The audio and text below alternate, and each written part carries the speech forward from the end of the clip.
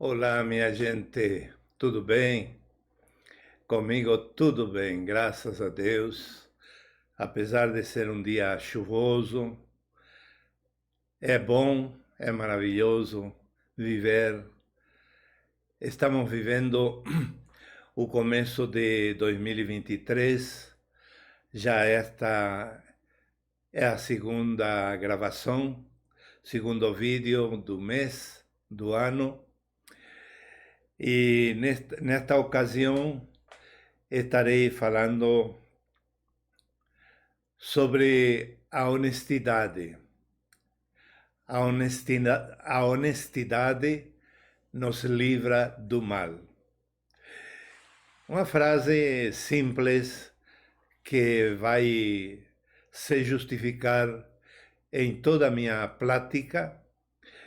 E digo prática, embora não há um diálogo, porque estou gravando, mas pretendo chegar a muitas pessoas, amigos, amigas, que desfrutam dos meus vídeos.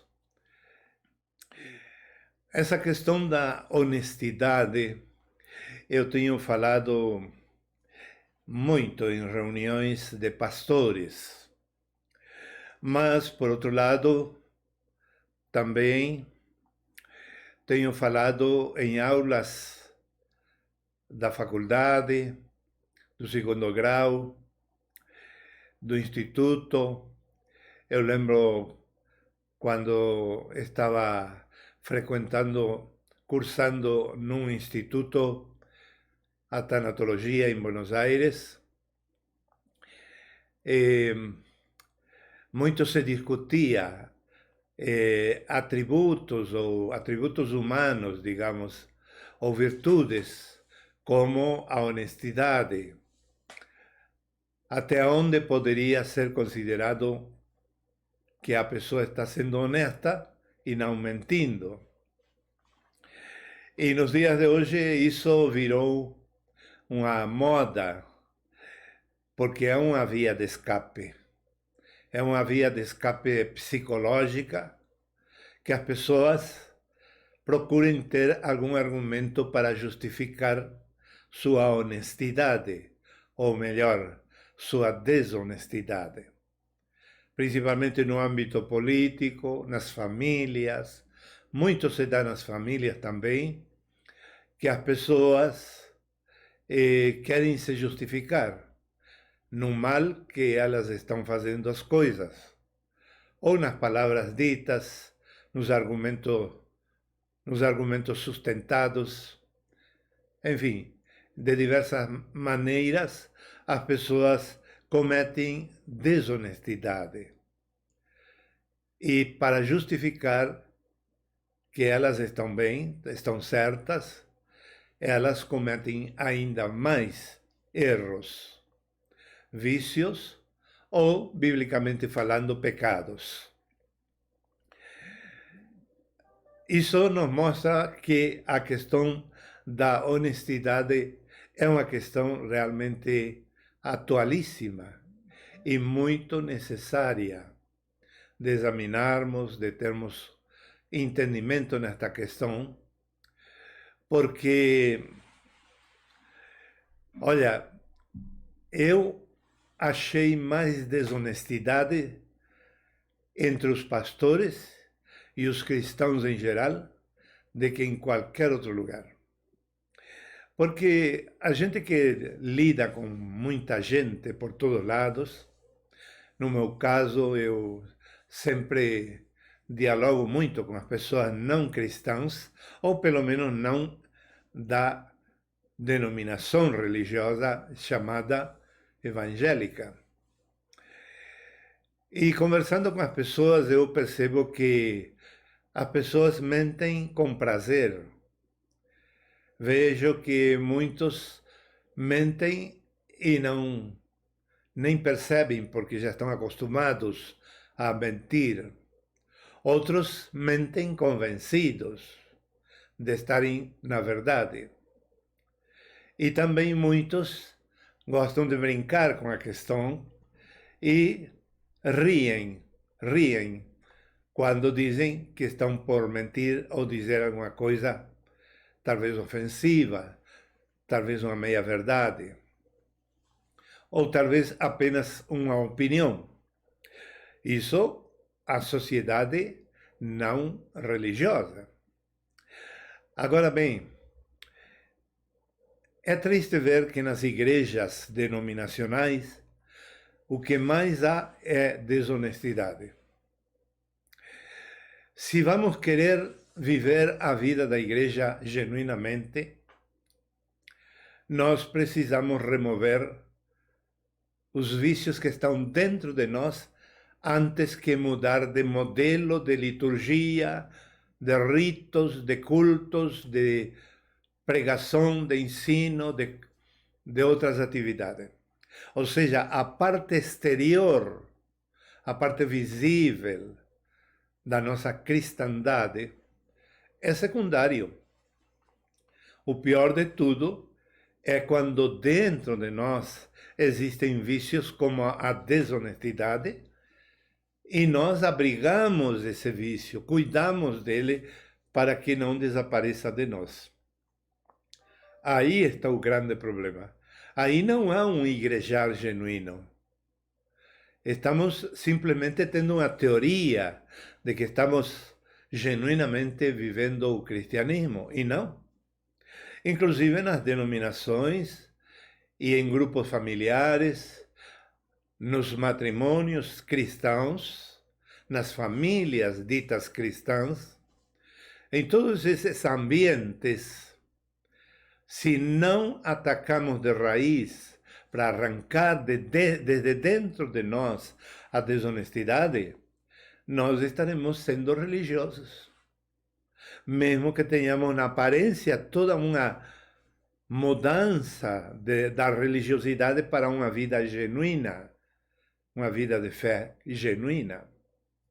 Podemos ter a aparência, mas se não temos uma mudança interior erradicando totalmente o vício da desonestidade, pelo menos até onde somos conscientes, nosso cristianismo e nosso igrejar estarão sendo fajutos.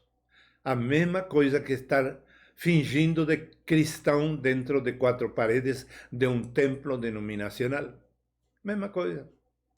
E aí, não podemos dizer que alguém é melhor cristão se é evangélico, entre aspas, ou se é católico, entre aspas. Em ambos os lados, a religião é a mesma. É o caminho de Caim, segundo a Bíblia. Agora, quando a gente sai da religião para viver uma vida genuinamente cristã, a gente não pode se conformar com apenas mudar a aparência ou a roupa que se vê. Temos que tratar nosso interior prioritariamente e com muito cuidado, com muito temor de Deus, com muita atenção, porque não é no outro que está o defeito, está em mim. Enquanto eu não vejo que os problemas de falta de legitimidade cristã, falta de uma fé legítima, genuína, não fingida, enquanto eu não ver que esses problemas não estão prioritariamente em mim, e estou pensando só nos outros, lembrando que no outro eu vi tal coisa, na outra vi outro defeito, estamos na religião.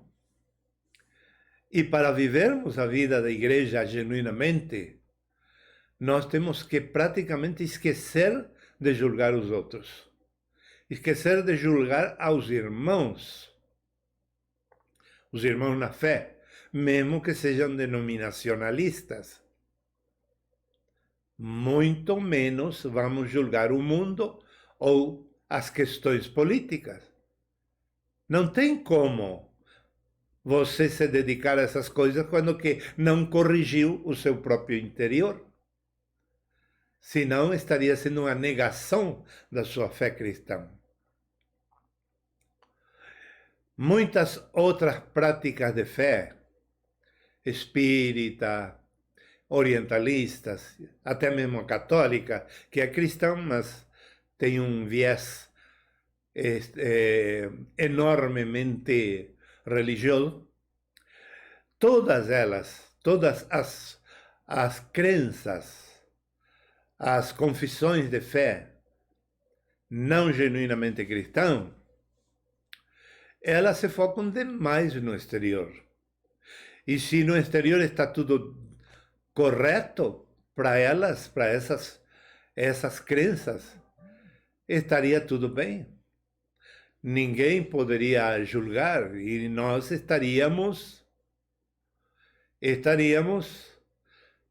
com a capacidade e a autoridade para julgar, nós sim, os religiosos sim, para julgar os outros, mas os outros não teriam esse direito. É assim que funciona a religiosidade. Mas quando viemos a genuína fé cristã para vivê-la de verdade, não é a fé da igreja, é a fé de Cristo. Não é a vida da igreja, é a vida de Cristo que vivemos ou não vivemos. Quando vivemos a vida de Cristo, então essa igreja tem vida. E não estaria mal dizer a vida da igreja, mas a vida da igreja é a vida da cabeça. A vida do corpo é a vida da cabeça. Portanto, a igreja só tem vida se está em Cristo totalmente. E tem um versículo na Bíblia que fala de pecados e de pesos, vultos, pesos, coisas pesadas, cargas. Está em Hebreus capítulo 12, o versículo 1. Nesse versículo se fala de ir para frente, avançar, nunca nos deter, sempre caminhar e caminhar e caminhar, sempre ir progredindo na fé cristã, vivendo uma vida de fé, de progresso, de multiplicação da graça e não de diminuição. E ali diz então que devemos deixar de lado ou abandonar os pecados e os pesos. E ali são duas coisas diferentes. Os pecados, eles são um atrapalho na nossa vida espiritual. Mas os pesos também são tão atrapalhos quanto os pecados. E na nossa vida de cristão, qualquer seja a denominação onde você congrega ou não congrega em denominação nenhuma, talvez você seja de uma rede de igrejar pelas casas, seja onde quer que você pratique sua fé cristã, ou como quer que você pratique, ou com quem você pratica, se sozinha, sozinho, ou no casal, ou com a família, ou com amigos, como queira que seja o seu viver igreja, deve ser sem carregar pecados e pesos. Você precisa entender essa diferença e deixar de lado essas coisas, abandonar diretamente essas coisas que são pecados, que quer dizer errar o alvo. E o alvo é um só na Bíblia. É Cristo Jesus. Não é uma doutrina presbiteriana, uma doutrina batista, uma doutrina pentecostal, uma doutrina neopentecostal, não é uma doutrina católica, não é uma doutrina adventista, não é nada disso. Não é um sistema de governo presbiterial, democrático ou congregacional ou episcopal, como o da Assembleia de Deus. Não, nada disso nos salva. Tudo são coisas intrascendentes. Pecados e pesos. Pecados, claramente o Novo Testamento vai nos mostrar que é e que não é. Enquanto que pesos, nós devemos examinar-nos e perceber aquilo que está demais em nós. Aquela carga que estamos levando à toa, sem necessidade de levar. Qualquer carga que seja tanto material como psicológica e também espiritual. Quantos cristãos carregam cargas desnecessariamente? Desnecessária. Porque há uma carga necessária de ser carregada. Está lá em Gálatas capítulo 6, do 1 até o 8. Há uma carga necessária de ser levada, que é a minha própria. Eu tenho uma carga pessoal e que o apóstolo Paulo disse que Deus não permite que levemos, que soframos uma prova além de nossa capacidade e daquilo que realmente necessitamos padecer para melhorar, para amadurecer. Isso é nossa carga individual e pessoal. Ninguém tem a mesma carga que eu e ninguém tem a mesma carga que você. Cada um tem uma carga particular e individual, específica. Mas num dos versículos seguintes desse trecho que estou mencionando, aconselha cada cristão ajudar ao outro a levar sua carga.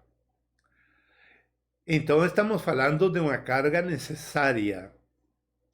Temos que distinguir que há uma carga necessária sempre na vida de todo ser humano, muito mais dos cristãos. Porque o pai que ama o seu filho disciplina. Então, essa é uma carga.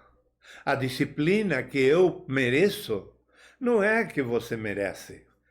E vice-versa. É uma carga que cada um tem que levar.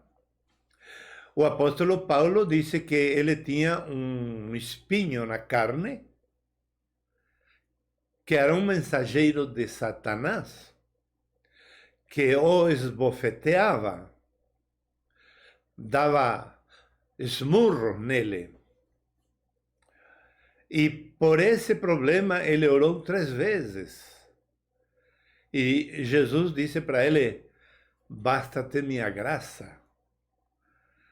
Jesus não disse para ele: eu vou considerar teu caso, vou ver se levanto de ti a disciplina. Jesus não disse: coitadinho, eu vou te livrar. Não, porque onde nós nem imaginamos, Jesus está nos cuidando. Não precisamos dizer para ele: oh, não esqueça de mim. Não existe isso. Então Jesus foi cirúrgico, porque disse: oh, não é por aí, é pela graça. Eu não vou retirar de você, Paulo, a carga que você precisa e deve levar. Mas não é pelo teu esforço que tu vais sair dessa, senão por minha graça. E também Jesus não disse ali que ia tirar dele o problema.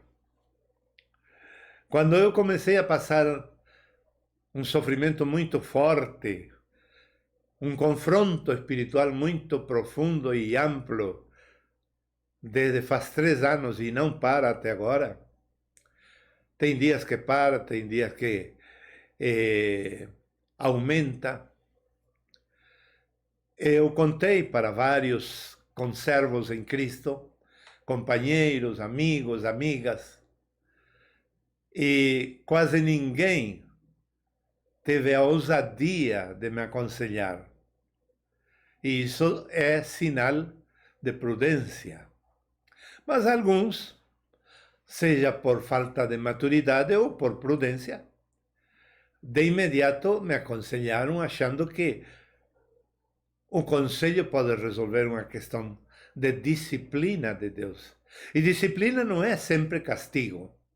Disciplina é castigo, sim, mas também é guia, é proibições. Sabia que o Espírito Santo não só guia, também proíbe? 2 vezes proibiu a Paulo no Novo Testamento. Está na Bíblia. A disciplina de Deus é amorosa. Ela também tem o propósito de nos ensinar mistérios e nos revelar coisas ocultas e nos levar a dimensões espirituais profundas e amplas fora do comum. Então, a disciplina de Deus é muito importante e necessária, é um peso necessário para cada um de nós.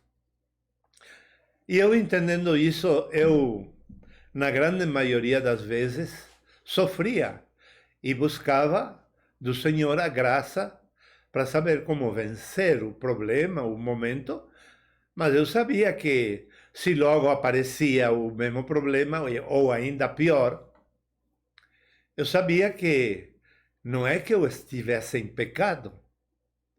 Paulo sofreu muito. E ele não orou tantas vezes pedindo que o Senhor retirasse dele o peso que ele estava sofrendo, senão apenas 3 vezes. E eu creio que já passei de 3 vezes. Pelo menos 4 ou 5 vezes já pedi. E o Senhor foi me falando e me mostrando que realmente nem tudo que a gente sofre como peso necessário vai ser retirado de nós. E foi assim que ele foi me levando a uma progressividade espiritual colossal, enorme, enorme, enorme, enorme. Eu fui tendo revelações do mundo espiritual e do mundo psicológico e físico tão grande, que tenho visto por antecipação o sofrimento de muita gente. Tenho tido a revelação anterior a muitas desgraças e sofrimentos de muitos amigos. E tenho socorrido a muitos que, inclusive, negaram estar passando por problema. Mas Deus não se equivoca. Quando Ele revela algo, Ele não se equivoca. E como eu sei que Deus revelou, e eu agi em obediência ao que Deus estava me dando, funcionou. Tenho visto as pessoas saírem da desgraça felizmente, embora sejam orgulhosas para reconhecer, mas saíram da desgraça. E tenho visto rostos mudar de tristeza e de tanto chorar para um rosto de satisfação, de alegria, de me parabenizar com o seu olhar, mas não com palavras, não importa. Eu devo obedecer ao Senhor e ajudar a levar a carga do outro, quando para o outro cristão e irmão em Cristo está sendo difícil. Mas tem uma classe de peso que é desnecessário em absoluto, que nós não devemos carregar. E a desonestidade é isso. A desonestidade atrai mal, traz para nós mal, diversos tipos de mal. Por exemplo, eu vou começar pelo último que eu ouvi várias vezes. e vou avançar para outros exemplos mais espirituais. Então não desista de ouvir todo este vídeo, pela menção que eu vou fazer agora. O que muito ouvi desde que se soube que não havia como mudar a eleição no Brasil e que realmente haveria mudança de governo. Muitos cristãos e não cristãos começaram a usar um clichê negativo. Um clichê que diz assim: não sabemos o que está para vir. Não sabemos como vamos sofrer. Mas que vamos sofrer, vamos sofrer. Algo parecido. Esse tipo de anúncios, pré-anúncios, premonições, esse tipo de fala negativa é desonestidade. Porque essas pessoas não querem ir de frente e dizer: eu também, se você está desconforme, eu também estou. Elas estão se cuidando de não manifestar ódio, de não ser iguais a outros.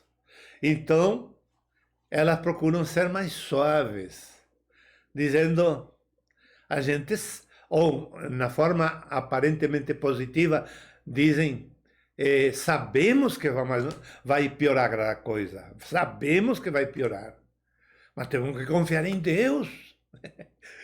Mas como é que você sabe que vai piorar? Não está vendo que é um preconceito? Não está vendo que é uma desonestidade? Eu sou muito assim de me examinar e examinar as pessoas. É bom, a psicologia nos demanda ser assim, e a pneumatologia muito mais. Eu vejo as coisas e não prejulgo, eu não condeno, mas eu guardo aquele dado e penso nele, examino a pessoa e examino incluso em oração diante de Deus, e muitas vezes, eu menciono uma pessoa na oração, como há poucos dias aconteceu com um sobrinho meu da Argentina, e logo eu contei para o meu irmão, o pai do menino. Não sei se ele estava passando por algum tipo de problema ou não, mas me acontece muito frequentemente que me vem para orar por alguém e eu começo a chorar por essa pessoa. E eu não entendo. Não entendo, nem preciso entender. Porque eu choro. Eu digo: meu Deus, eu não estou sabendo nada dele. Mas está na Bíblia que a natureza está gemendo. E nós gememos, nós que temos o Espírito Santo, porque ele, o Espírito Santo, geme dentro de nós. E muitas vezes tem acontecido que eu chorei por algumas pessoas. Logo me comuniquei e agradeceram porque exatamente naquele dia, naquela hora, essa pessoa esteve passando por um problema grave e que superou de imediato. Então nós temos que discernir esta questão da honestidade. A honestidade atrai mais do Espírito Santo para nós. A honestidade atrai para nós sabedoria de Deus. A honestidade atrai o poder de Deus para dentro de nós. A honestidade multiplica a graça dentro de nós de tal maneira que quando a gente abre a boca para falar com alguém ou com qualquer um, pessoas se chocam, porque a gente está falando o coração delas. Quando tratamos com a desonestidade, eliminando-a de raiz, exigindo-nos a ser realmente honestos em tudo, dentro do que nós entendemos que é honesto. Deus não vai demandar honestidade em nós por um modelo moral. Um modelo moral por consenso da sociedade, por mandato social. Deus não vai demandar de nós honestidade naquilo que corresponde com uma moral criada pelos homens ou criada por mim mesmo. Eu posso crer, segundo meu ideal moralista, posso crer que tal coisa é desonesto. Mas para outro, não. E eu tenho dito, e tenho ensinado, e tenho vivido, que é um pecado mostrar para as pessoas que estão em pecado quando elas não estão em pecado. E muito pior é pecado a gente querer mostrar que a pessoa está em pecado, estando em pecado de verdade, mas que ela não tem consciência de estar em pecado. Porque aí nós alteramos a consciência dela. Ela não vai ter mais uma consciência pura. Tem, a partir de então, uma consciência contaminada pela minha. Por isso que convencer as pessoas de pecado, biblicamente não me corresponde a mim, senão ao Espírito Santo. É pecado evangelizar apontando pecados. É pecado. E é uma brecha para o inimigo, de tal modo que pode fechar a porta da salvação que eu estou querendo abrir por meio da minha pregação. E esse discernimento sutil da desonestidade, eu fui adquirindo no tratamento de Deus com minha vida. E eu mesmo me examinando e não permitindo a desonestidade criar raízes dentro de mim.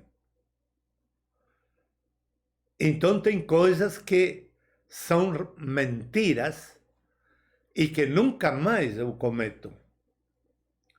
Mas tem outras coisas que outras pessoas por aí me corrigem e me dizem que não é assim, você está mentindo, ou não é bem assim. E eu não quero discutir com as pessoas, mas eu percebo de imediato que ela quer impor a sua moral. Porque se ela quisesse impor a sua honestidade, não teria como impor-me a honestidade dela, porque ela está sendo desonesta com ela mesma. É só você observar a conduta do outro, vai ver que aquele que apontou em você pecado, logo ele está cometendo o mesmo pecado. Então é desonesto. Quer ensinar algo que não vive. É desonesto. E sabe que? Como meu ministério online, juntamente com a minha equipe, que todos compomos o ministério, é um ministério que tem muito em conta os pastores e pastoras. Mas sabem que há 3 capítulos na Bíblia. A ver, o 3, o 4, o 5 e o 6. 4 capítulos de 2 Coríntios. Capítulo 3, 4, 5 e 6. Nesses 4 capítulos, você vai encontrar 10 parâmetros do verdadeiro ministro de Cristo, que ali não diz ministro de Cristo, diz ministro do Espírito. E também se acostuma dizer ministro do Novo Pacto ou do Novo Testamento, com base no próprio livro de Coríntios e também em Romanos. Nesses 4 capítulos, você vai encontrar 10 parâmetros do verdadeiro ministro do Espírito. E um deles é a honestidade. Honestidade. Eu tenho um escrito, tenho gravado, guardado aí, guardado em escrito, não? E olha, se você examina os 10 pontos, misericórdia. Eu precisaria uma lupa espiritual e celestial para descobrir no Brasil um ministro de Cristo. É triste, muito triste, mas também é vergonhoso. Desde que Deus me mostrou isso, eu trabalhei muito e deixei Deus trabalhar na minha vida para eu ser esse ministro dentro dessas 10 características, num quadro conceitual normativo do que é o verdadeiro ministro de Cristo. 10 requisitos fundamentais. E, lamentavelmente, se você descobrir esses 10 requisitos ou me pedir o material, eu mando gratuito, não é nenhum problema, você vai se instruir dentro da palavra nesses 10 requisitos. Duvido que você, sem conhecer essa revelação tão profunda dentro da palavra de Deus, esteja chegando a cumprir com os 10 requisitos. Duvido.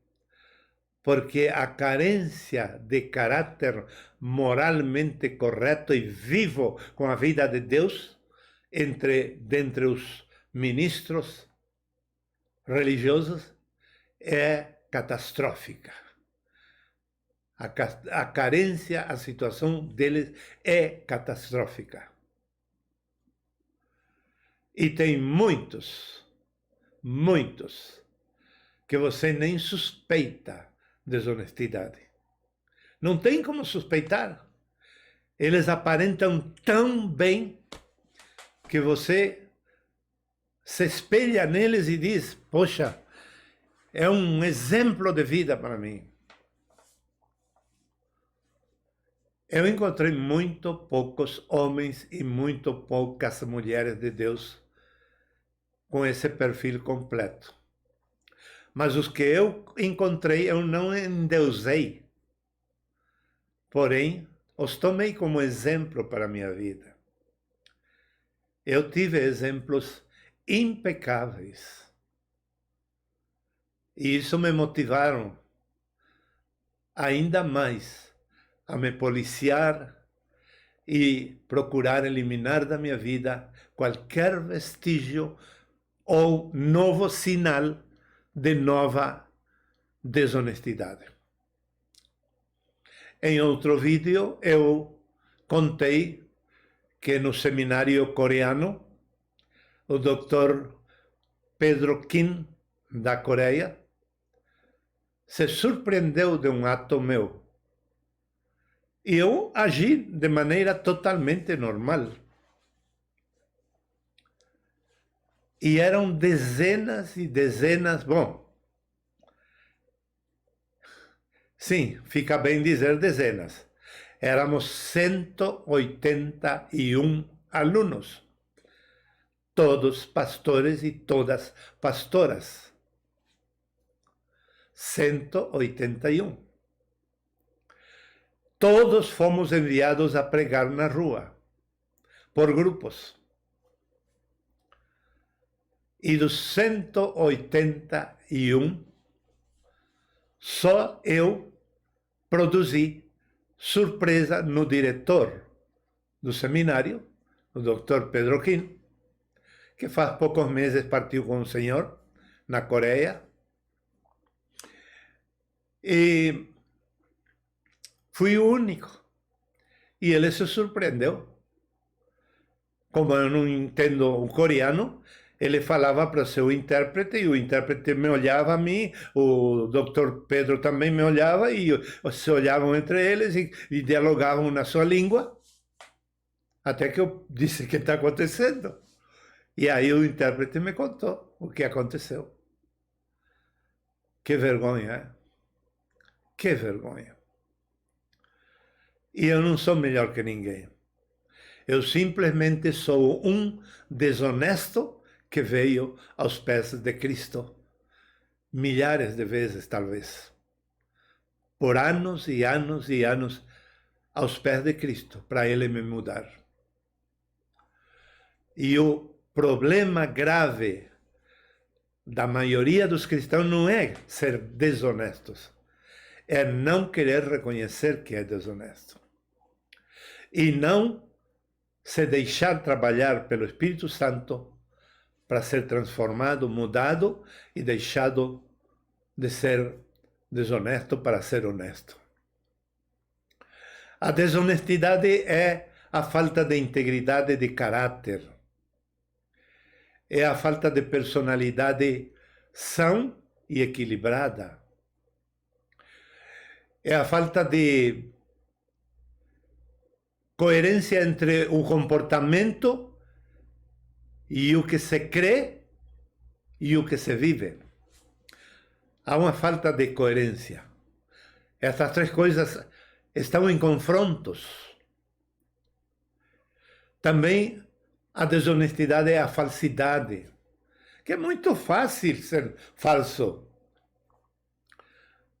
Normalmente a gente ouve que dizem por aí: esse é um falso.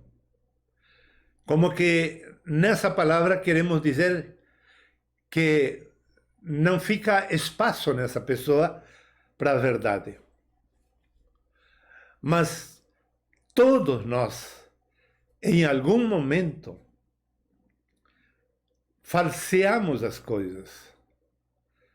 Falseamos pelo menos uma atitude, fazer de conta que não viu. Eu diria até o dia de hoje, todos nós. E quando eu saio para a rua, e isso me acontece, de imediato eu lembro e digo: por que eu vou fazer de conta que não vejo ao outro sofrer só porque eu estou numa situação que no momento não posso socorrer? Por que eu tenho que falsear? Porque estou com medo que alguém me repreenda, faça uma reprimenda contra mim, me ataque, talvez até me conhecendo, e zombe da fé cristã por causa de que eu não corri. Ou seja, me cuido mais das pessoas que de Deus. Triste. Eu não deixo guardar até chegar em casa porque eu vou esquecer. Na mesma hora, eu cochicho para Deus. Precisamos humildade para mudar essa raiz de desonestidade que há dentro de nós e quer permanecer dentro de nós. Temos que erradicá-la todos os dias, porque ela brota. É como aquela erva daninha chamado pasto russo, que os colonos, os agricultores, têm que todos os anos, pelo menos na Argentina eu vi isso, todos os anos regar sobre todo o campo, desde helicópteros ou outros sistemas por meio de tratores, espirrando veneno em todo o campo, todos os anos, porque o pasto russo volta a nascer. Assim temos que tratar a honestidade em nossa vida. Não é demônio, não. É vício. É vício que cria raiz. E a honestidade traz muitos males para a nossa vida. Eu fiz uma resenha dos bens que a honestidade traz. Nos traz poder, nos traz iluminação, nos traz revelação, nos traz paz interior, nos traz sabedoria, eu mencionei, nos traz também autoridade, paciência, embora estou meio que repetindo tudo. Mas e a desonestidade, que traz? Primeiro de tudo, quebra nosso caráter. Não ficamos como pessoas, não continuamos como pessoas confiáveis. Quebra nossa personalidade. Não temos estabilidade. Quebra nossa saúde física. Faz que aninhe dentro de nós a hipocrisia. Porque quando eu pergunto para um cristão, você nota que você está odiando? Não. Você está equivocado, eu não odeio. Eu falo, deixa eu te explicar, dizem. Eu falo porque isso, porque aquilo, porque, explica, dá razões, mas ele continua, ou ela continua odiando. E não querem reconhecer. Sabem por que não querem reconhecer? E tomei o caso do ódio, que é o que mais se viveu ultimamente. Na Argentina, no Brasil, na América Latina, no mundo todo. Num lugar mais que em outros, mas se viveu, ainda se vive bastante. E sabe por que eu tomei somente esse caso? Porque o ódio sempre existiu. Mas a gente odiava pontualmente uma ofensa. Uma pessoa por uma ofensa. Uma ofensa real ou fictícia. Agora, o ódio massivo e endêmico, por não dizer pandêmico, que está havendo hoje, é um ódio sem razão.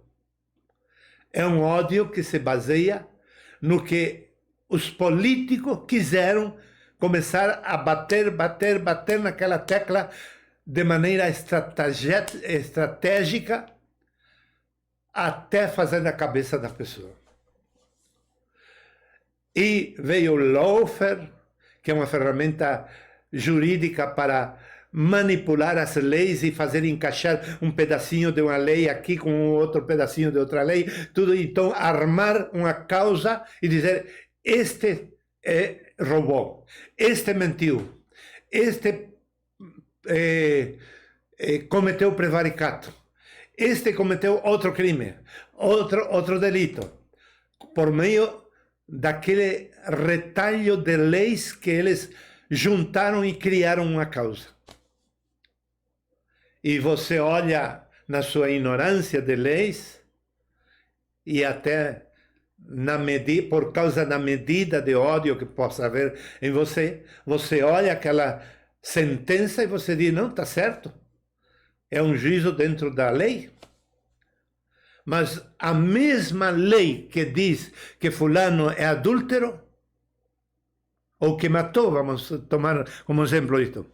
A mesma sentença que diz que fulano matou, virando avesso, vai dizer que não matou. E se essa sentença pode ser dada a volta para o avesso, por outros juristas e outros legistas, então algo está errado em tudo isso. E as pessoas tendem, hoje em dia, a odiar. E os pastores estão cheios de ódio. Cheios. E com esse ódio estão pastoreando. Com esse ódio estão aconselhando votar e querendo ser autoridade sobre o voto secreto e em privado. Não é bem assim que se diz. Secreto e não lembro a outra palavra. Eles querem manipular isso por meio de valores e princípios. Mas eles estão dominados de ódio. Um sinal que o ódio domina as pessoas crentes, e aí você vai ter que reconhecer com o que eu vou dizer, é quando dizem: eu gostaria que você não fale de política.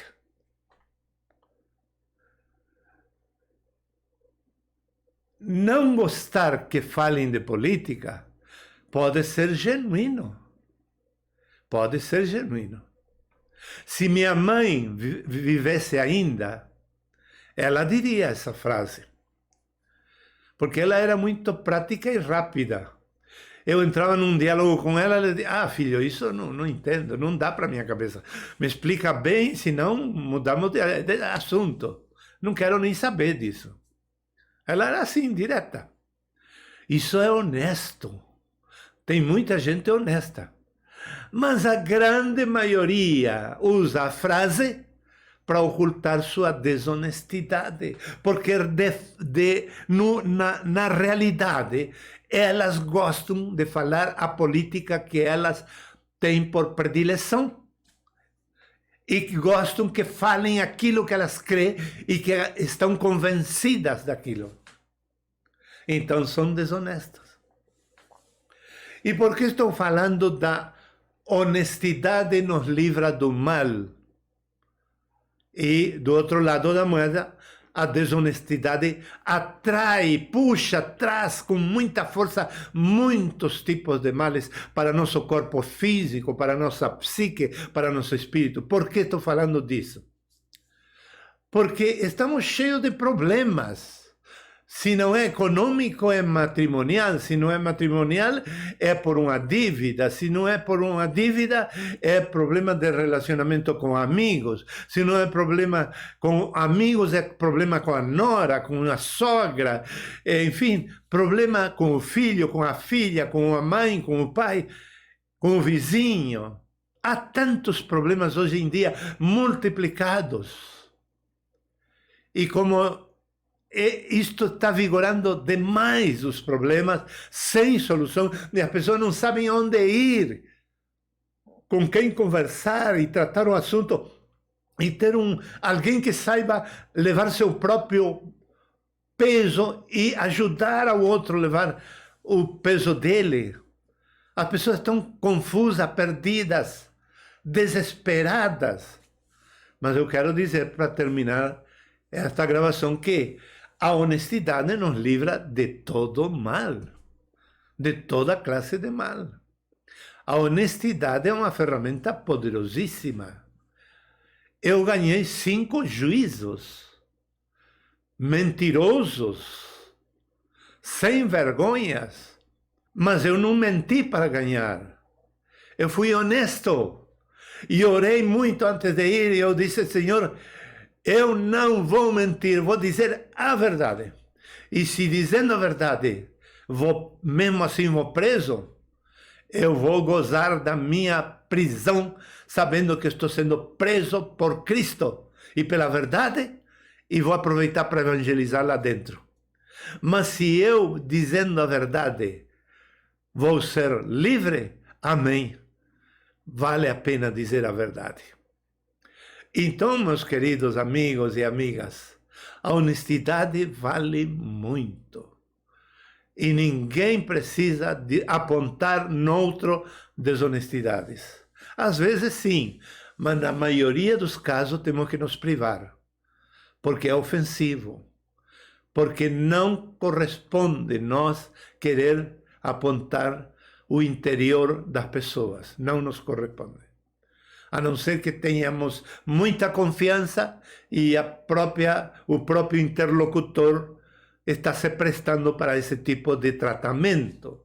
Senão, melhor deixar que o Espírito Santo faça a obra e orar por essa pessoa. e já é uma grande ajuda. Mas tem outras formas de ajudarmos as pessoas a levar sua carga, seu peso necessário. Mas nunca esqueça, tem peso necessário, legítimo, do qual não podemos escapar e que é muito peculiar, muito específico para cada um de nós. E tem peso que é desnecessário. E temos que identificá-los para tirar da nossa vida, porque senão a solução que vamos encontrar para o problema vai ser uma solução passageira, com pouca duração e talvez até fajuta. Que Deus nos ajude a entender este grande mistério, esta grande obra que está na Bíblia e no Espírito Santo dentro de nós. Amém.